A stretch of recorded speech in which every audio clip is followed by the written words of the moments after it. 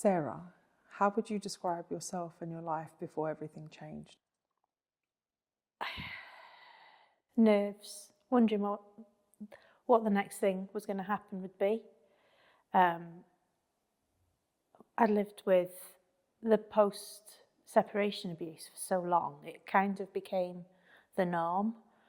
So the walking on eggshells was still there because he was still very much in my life because we share a child. Did you have any hopes and expectations of when you first met him of what the relationship would be like? No, because I wasn't planning on meeting anyone. I just come out of a really long-term relationship, so I was probably quite vulnerable looking back because it had knocked me, that breakdown. So it was probably ideal for him, really, when you look back. So there was no expectation, although it was very discussions about marriage and children very early on, thinking back, which I'd always wanted from my previous relationship. So I think I was quite open to that. And that's probably where things started to shift. So did it seem like he was making promises, yes. future planning, and that's what you were hoping for, right? Yeah. Okay. So do you remember then when you first started to feel a bit unsafe and uneasy, when things started to feel different with him? I don't think unsafe's the word. It was uneasy. It's difficult to explain because I hadn't realised what was going on. It was just a different dynamic to what I'd been used to.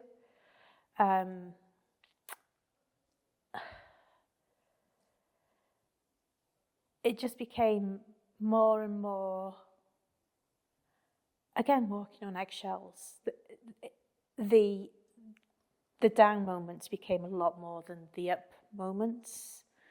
But then when the up moments came, you'd forget about the down moments and you think, oh, everything's fine. And that pattern carried on for the rest of the relationship, really. But uneasy is probably the wrong way because unsafe is probably the wrong description because I didn't feel unsafe, I just felt wrong. So there was very little awareness of what was going on then, so you couldn't really make sense of what was happening? Yeah, exactly. Despite the warnings that I'd had from his family, which I totally ignored, but then I think looking back, they did resonate with me at the time, but I still ignored it. And with all of the warning signs that were coming from his family and the minimisation that you, I guess, being subjected to, what was it like living in that situation with him? Unsettling. I wasn't happy.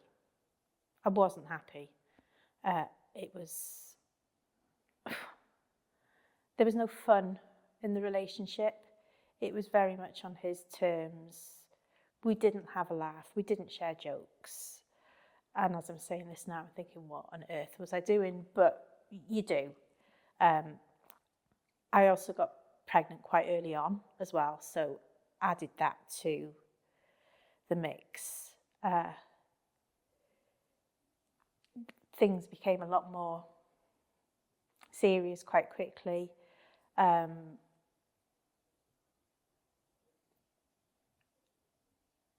It was strange, unsettling, and not knowing if I was doing the right thing. I was constantly readjusting my behaviour to accommodate the bad behaviour that I'd displayed before, which then caused an outburst or a breakdown in communication, and then it was my fault. So I was constantly thinking how I could readjust, knowing that I'd never do that next time. But then when I did apply that, it still wasn't good enough. So it was just a constant struggle. So you were making all of these adjustments to, fit around his behaviour and really managing the risk. But how did that affect how you saw yourself? I was really in a difficult situation because we experienced baby loss. I'd changed anyway. So what was very difficult to distinguish was how much of it was him or how much of it was the fact that I was going through this other traumatic experience, which changes somebody massively. And I don't think I recognised that was the problem. I just thought it was my way of grieving, and I'd lost myself anyway, so I didn't know who I was. As it was, yeah. So you're carrying all these emotions and people around you could see it or they couldn't see it? You became really good at masking it? I think some people saw it but just didn't say anything, or they had concerns. They might have even shared them with me at the time. I just don't remember anyone coming to me and saying, this isn't right. Although I do remember having a very emotional moment and having my sister and his daughter there, and they were hugging me and they saying, this isn't right. I do remember that actually now.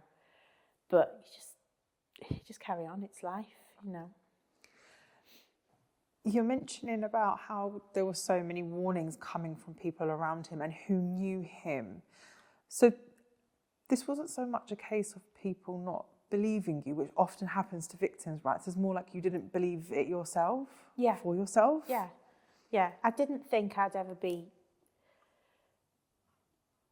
silly enough to be in that position, maybe. But I honestly didn't realise what was going on until after the relationship broke down. So I had no idea it was abuse. I had no idea it was control. I just knew it didn't feel right. And I knew it wasn't what I wanted my daughter to perceive as being a relationship, a healthy relationship.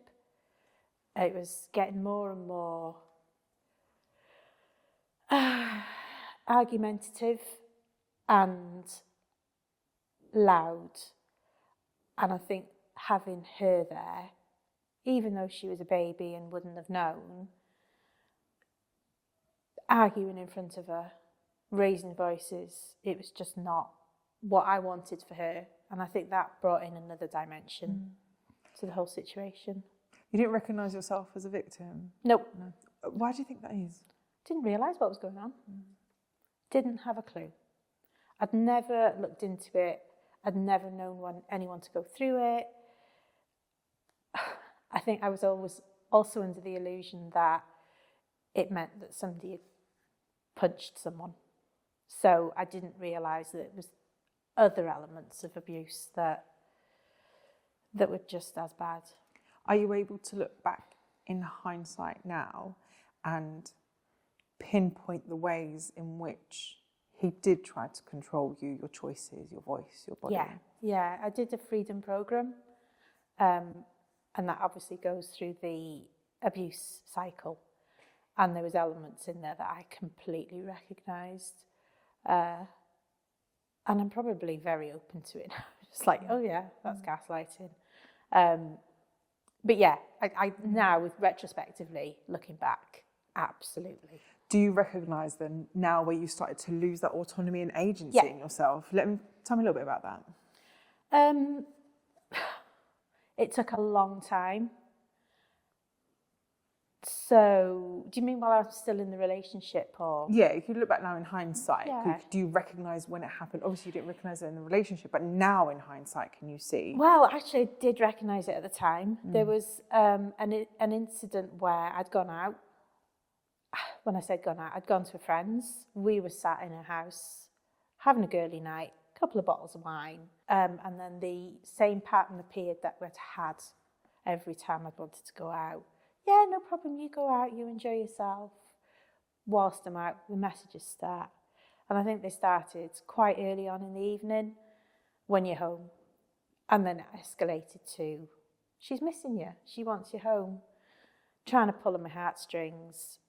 Then it got to the point where if you're not home by midnight, I'm locking the door. And I thought, oh, that's my house. You're living in my house. No. I got home after midnight, sure enough. I'd been locked out, and it was a freezing cold night in February. And can't remember how I managed to get in, I'll be honest. And I think we'd had a row, and the first threat came to me in terms of, I'll take her. I'll end up with custody. I've made arrangements. I'm going to get it sorted. So when he fell asleep, I went through his phone and didn't find any of these arrangements, but did find an affair. And the penny dropped. And that was my release. So whilst I was angry and devastated, there was almost an element of relief that I've got a way out of this. I've got an excuse. It's interesting, isn't it? Because you felt like leaving because he was having an affair was a good enough reason, but leaving because he's abusive isn't a good enough reason, exactly, right? Yeah. And a lot of victim survivors echo this. Yeah, so the following day, confronted him. 6 months later, he's still there. I didn't leave because it was my home, and I'm not leaving, it's my home. But getting him to move out was quite difficult. How'd you do it? I'm not really sure. I'm not really sure. I just badgered him, I think, to the point where he then started looking for somewhere to rent. I then literally packed everything within an inch of its life. And I think he was holding on because he kept, I recall, and I can see where we are now. I'm in the garden, he's at the back door, and he said something, I can't remember quite what, but it was almost along the lines of, I could stay and we can carry on being a family. And I looked him dead in the eye and said, I don't want that. And his whole facial expression changed. He ended up throwing the vacuum cleaner towards me across the street, called me quite an unsavoury name. And that was it, off he went. So that's it, it just stopped then after that? Nope. What happened escalated quite a bit. Mm-hmm. That week, I got so ill with tonsillitis. The relief I felt that night was just, I thought, oh, this is it now. Great, I can carry on with my life. And then I fell ill, and it was my body just relaxing, I think, and it just, so after I got over that, then we had to deal with, he'd moved the girl that he was having an affair with into his flat, and then the post-separation abuse started, and that's when it just got a lot worse. So the severity of the abuse wasn't even when you were in the relationship, it was the post-separation. It was it was the threats, it was the constant text messages. It was not, you don't get a little text message, you get an essay, followed by another essay. And it was constant. It was interrupting my work, it was just, we still went through the cycles when he was in a good mood, great. But that I'd say the first few months when he moved out was really difficult. That was the first time I felt that I needed to get an intermediary involved when it came to handovers. Because the threats to remove her from my care, telling me that I was not over what we'd experienced before with our first child. Bear in mind, we're probably like 3 years on from that. Making all sorts of accusations about my state of mind, my mental state, the fact that I worked so far away from home, I couldn't be a mother to her. I'm going to take her off you. So that's what I had to deal with quite early on in the separation. She and I got quite, I wouldn't say close, but we talked, and she shared things with me, which was quite interesting. But it was during that period of time I went to the police the first time and wanted to see if it could stop. Yeah, no one wanted to help. I wanted things to stop. I didn't know how to get them to stop. So I took my phone into a police station, showed them the messages. I don't think it was a police officer. I think it was whoever's on the desk. They went away, came back out and said, this is just an argument between two ex-partners. You need to go to the family court and sort out your contact arrangement. And I just walked out of there and thought, so deflated. My next step then was to contact, I think it was Citizens Advice Bureau, just to ask, he's making threats to do this, can he do it? And as I was explaining what I was experiencing, it was that person on that phone that told me that this sounds like you're going through abuse. And it was them that gave me the number for the National Domestic Abuse Helpline, and they said, go and ring them. And I walked back to my desk because I was in work and cried for the rest of the day because I just felt stupid. And that was the first realisation that's what I'd gone through. So if we just go back to that experience that you had going to the front desk of the police station and them essentially minimising what you went through, obviously something in you felt like this still isn't right. Yeah. Were you constantly like on alert around that period of time whilst he was harassing you? Yeah, because at that point, I thought he could follow through on his threats. And having lost one child, I was petrified I was going to lose another one.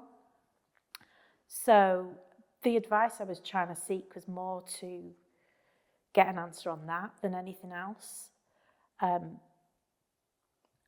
After I did phone the National Domestic Abuse Helpline, they gave me a bit of advice. I can't remember what it was entirely, but one of it was to speak to a solicitor and get some advice from them, because I didn't realise you could get 30 minutes free advice. And then the other one was to speak to Child Maintenance Services. So I explained, I think, what had happened with the police, and that then gave me the strength to actually make a complaint. And I got a phone call back, and the police officer that I was speaking to went through the safety checks that they go through, and then pointed me in the direction of someone else. And I felt like things were actually starting to move. But it actually validated that what this lady had said to me on this phone call that I'd made randomly in a work car park was actually happening. And the questions that I was being asked, has he threatened to commit suicide? Has he done this? I was actually answering yes. And that realisation was coming faster. So now that there was no more minimising and no more denial, and it was almost like as if these rose-tinted glasses are completely ripped off, what was starting to happen to your sense of reality at the time? I was getting a bit of strength. Bearing in mind this post-separation abuse lasted a good few more years after that. It didn't end there, but I was able to recognise the behaviour. I was able to start looking into what it meant and how to deal with things. Tried all sorts of ways grey walling, where you don't communicate unless it's about the child. But he still managed to bring me back into the let's be friends. And I tried that time and time again. And it lasted for a bit. And then we'd be back in the same routine of him exploding over nothing in particular. And then the threats would start again. It's really difficult to try and remember every single scenario. We went on, I think 2021 was the final piece of the jigsaw, the final, right, I've got to do something about this. And we split up in 2016, 2015. My daughter was only like 2 years old at the time. So that cycle just continued and continued and continued. Every time he went through an intermediary, he'd break up with his girlfriend and find another one. And so I had to go through that time and time again. But with each girlfriend, they would share more, and it would validate even more of his behaviour because they were going through it as well. So I ended up actually being advisory to them to how to deal with it. But then that became too much as well because I was taking too much on board. Sounds exhausting. Yeah. Right. So what did that period take from you?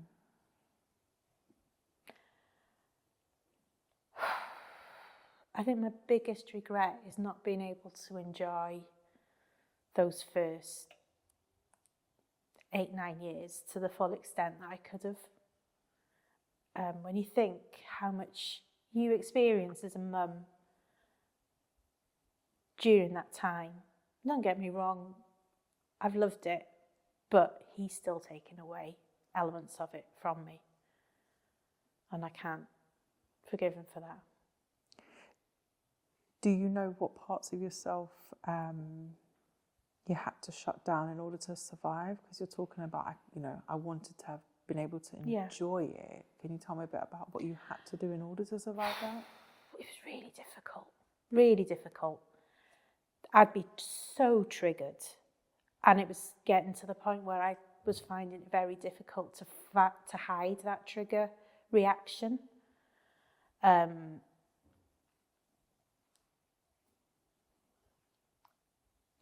Yeah, that's probably the biggest thing. It was how I dealt with outbursts. And it wouldn't just be about custody, it would be about maintenance payments, it would be about contact, it was just anything, absolutely anything. I'm in a loving relationship, you're not. It was just relentless at times, relentless. So I did struggle. I put a lot of things on hold, my career, because I needed to get through this before. It was like, well, you could progress. Yeah, but I've got all this going on. I've got to get through this. I've got to sort it out. I've got too much on my plate. I can't think of anything else. So that as well impacted me a lot. Is there something that your body and your mind is still holding from that time period?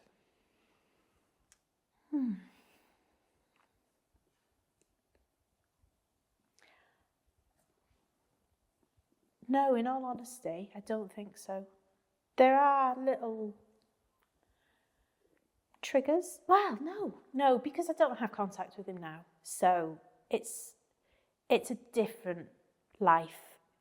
I'm a different person that, whilst he's still in the background, and I still get annoyed over the way he treats our daughter at times, but I am a lot calmer in how I talk things through with her. I can now take a step back and be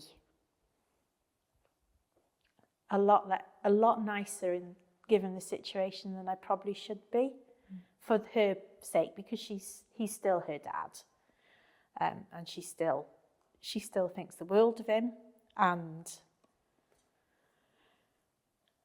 it's difficult, but I can now separate me and give her the response she needs. So I don't think I'm holding on to anything anymore. Why? What changed? What shifted? You say you don't hold on to that.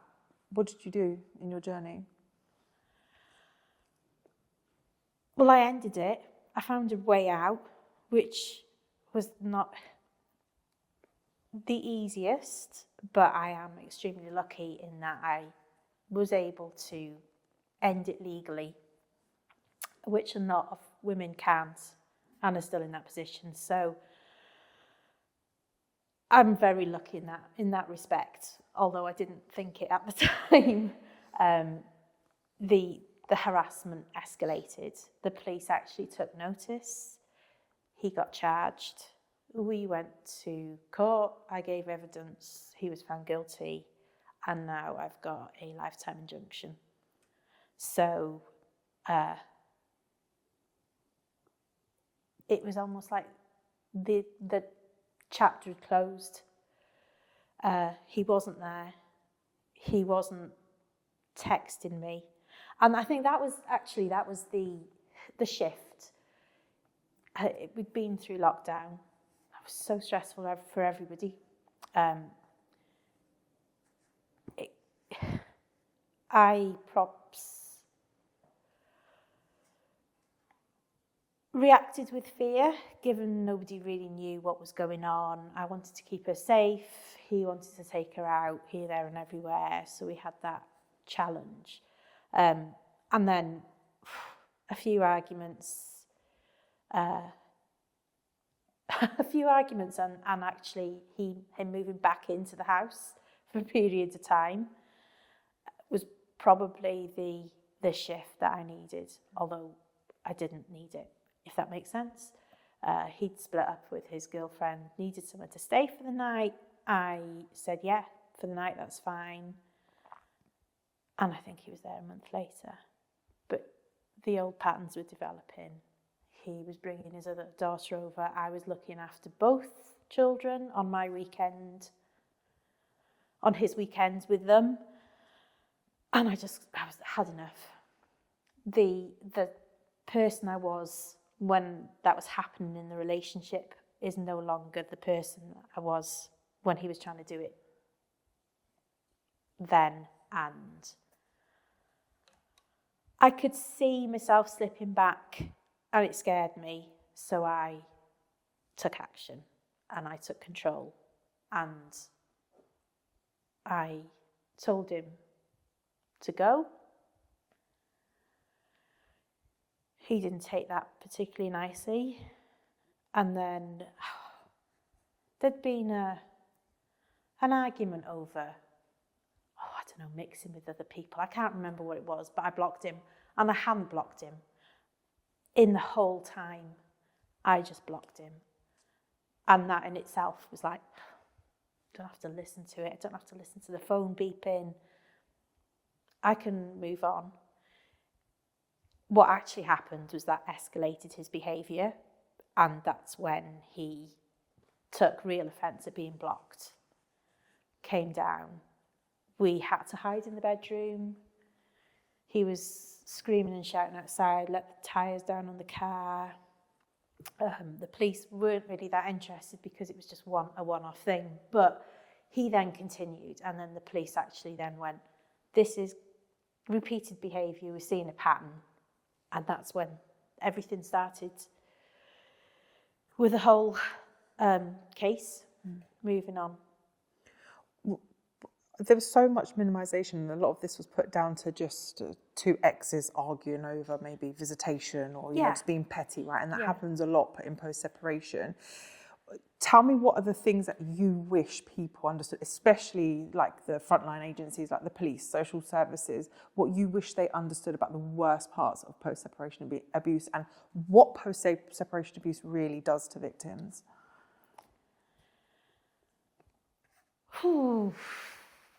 It's improved.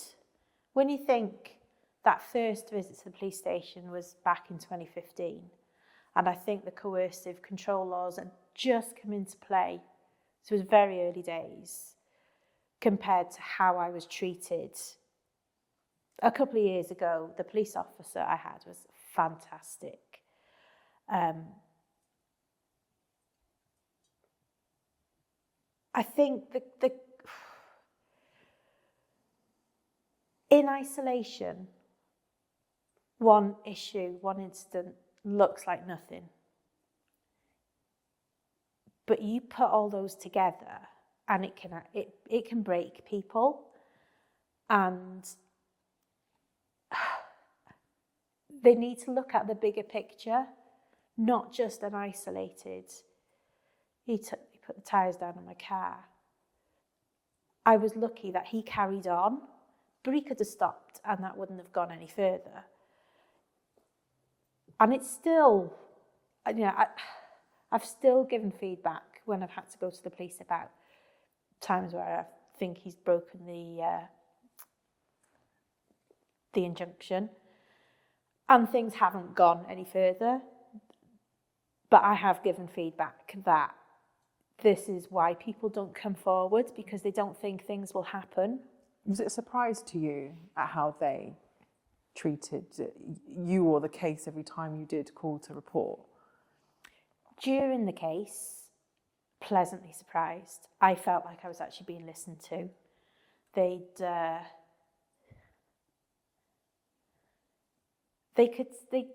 got me. He did do a counter harassment complaint against me, but that they instantly saw what he was doing and threw that out quite quickly. It was just nice to be validated by the professionals. They were the ones that got me in touch with an IDVA and got me that support. Didn't even know they were there, but the police did all that, and it was a breath of fresh air. And they supported me all the way through the case, all the way through, right through to the end. If they can replicate that, I don't know what they did, but if they can replicate that, then people will feel supported. I think the biggest problem is the constraints of the law. Their hands are tied with certain things. Having evidence is another big thing. If you haven't got the evidence to back it up, and it's so difficult when control's involved, then you're not going to get listened to. Yeah, because it makes it feel like your experience is a myth rather than reality, right? Yeah, and it's still very much, and I understand why it's got to be their word against yours, and they've got to listen to their, but there's got to be an element of, they're the perpetrator. It's been proven they're the perpetrator. Surely you've got to take that into consideration. And when you speak to the police officers, particularly the couple of times I've rang since, they get it. They still get it. It's just that the law won't let them take it any further. And it's a difficult one to answer that, I think, because there's so many elements involved. You mentioned earlier about how you're no longer in that space, you no longer see yourself as, when you were a victim. At what point did you realise that leaving wasn't the same as healing or recovery?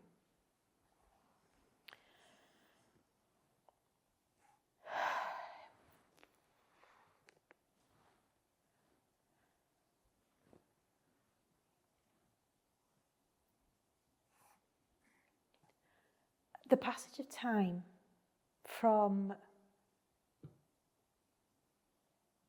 There's a constant, when you leave, things will get better. When this happens, things will get better. For me, the ultimate was the guilty conviction, the injunction. I thought that was the end of the line. And it was the end of the line. But I was still triggered at silly times, and I couldn't quite get my head around it. And I knew I needed to do something else, I think. Didn't know what at the time. And I think I happened to be in the right place at the right time when the opportunity arose.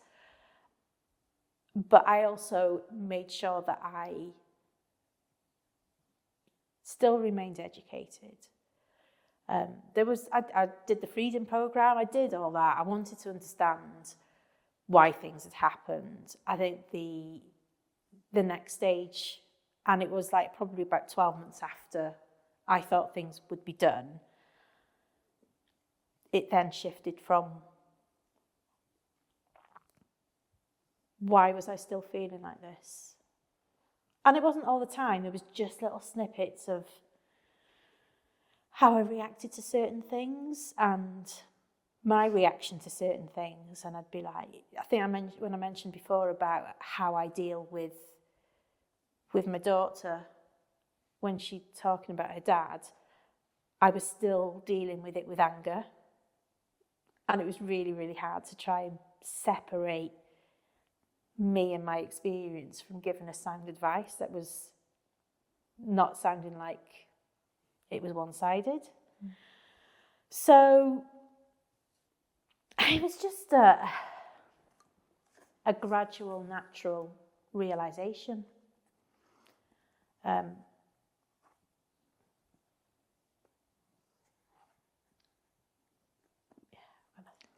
What helped you feel safe again then? Talking to others. I knew that was a good thing from my experience with baby loss because that helped me. No one possibly knew what I was going through other than other people that had experienced that. So I knew that's probably the same case for this. It's just that you can't really go out there and say, excuse me, who's been through abuse that I can speak to? So it was a case of following, as I did back then, increased my social media to follow people that knew about it, were experts in it, had experienced it. And that's where I found you, really. And thought, oh, this is good because you'd experienced it yourself. And somehow I found myself in your private group, and I think things went from there. And I can't explain how that happened. It just, as I say, right time, right place. And I was open to what was on offer. So as you evolved and grew your circle and and your plans grew, I kind of just happened to be there as they did. How important was that type of support for you? Oh, massively, massively. It was, and don't get me wrong, I've had so much support from friends and family since, and they've been educated on this journey, as have I, so they will identify a narcissist or some, they're fully on with it. It was, I think I joined a call that you'd done, and it was just a one-off thing, but it was just good listening to other people and realising what they'd been through was what you'd been through, albeit different situations and different circumstances, but the actual experience was there and the feelings. You mentioned there that you were a part of my pilot recovery program, right, the Survivor Circle, and we sat it together.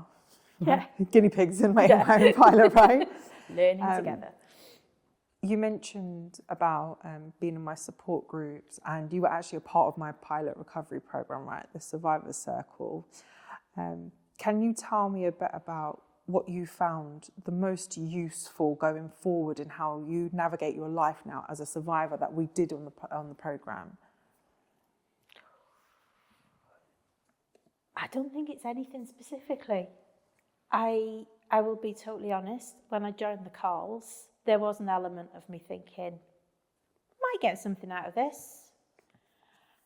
And as the weeks went on and we covered different subjects, there were so many light bulb moments that I had that I hadn't even thought about. I was like, oh my God, that's me. It was opening your mind and just letting it roll, I think, is probably the thing that I will say. Don't go in with any expectations. Don't go in thinking, I want to solve this. Just sit back and listen and experience it. So now that you've done the recovery program and you came along to the retreats, and I was there, I was part of it. I was a guinea pig in my own pilot right there with you, side by side. I saw the transformation in all of us. Tell me about what your life is like now. That was the best weekend. Bizarrely, I threw myself out of my comfort zone so much in getting in my car, travelling 2 hours away to meet people that I'd never actually met in person. And ended up feeling like I'd known them for years. And I think without doing that, that was just the icing on the cake of the retreat. Kind of cemented everything together for me. It was understanding why you react in certain ways. I think having the practitioner there that explained how your brain functions in certain situations, I can still hear her now when I'm like feeling a bit stressed. She's there. I can't remember word for word because the stuff she comes out with is amazing, but it's resonated. And interestingly, a couple of weeks after the program finished, I had a breach of the injunction, and it devastated me for a day. I reacted as I would normally do, but I pulled myself up so much quicker and took action, dealt with it, and then moved on. And I think that was, for me, the real test of what I'd achieved. A real sense of safety and freedom, Yeah. Essentially. We can't undo what's been done, and we're not saying that these triggers are going to disappear because it's lifelong harm that's been caused, right? But it was about learning how to navigate the lives that we have now, that are safe and actually feel truly free. Yeah. I think it was the first time I'd been me. Not mum, not anything else, just me. And you don't realise how much that helped me reflect on who I was and who I wanted to be. Things aren't perfect, but I'm a lot more educated in how to deal with it. So what are you most proud of then?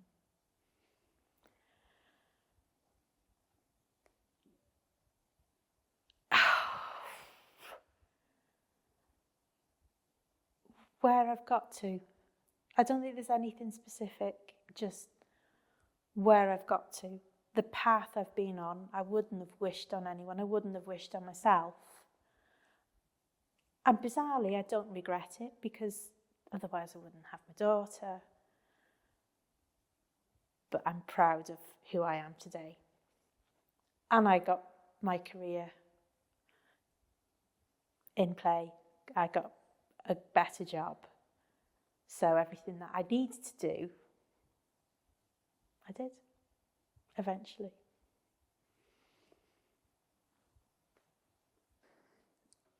What's it meant for you to be here today?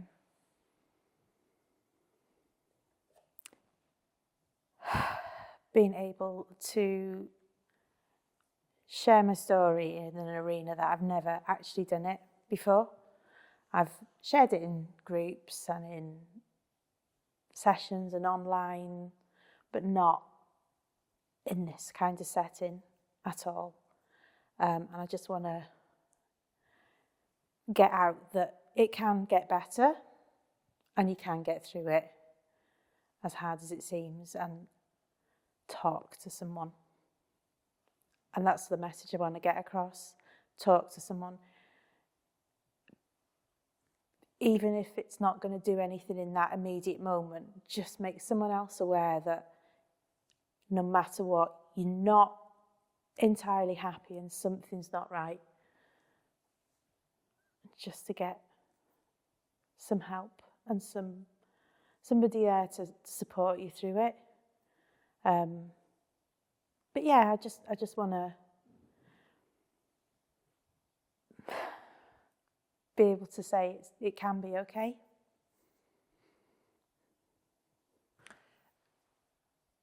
How does it feel to be here supporting everyone today? Really good. It's great to see everyone in a bizarre way. I've enjoyed it. And we've been on this journey together for quite some time. And I feel like I've known everyone for absolute years, and I haven't. And I think that's just testament to what you've given us in that circle. And I think way past this, we'll still be on a WhatsApp group somewhere sharing bizarre stories and just checking in on each other.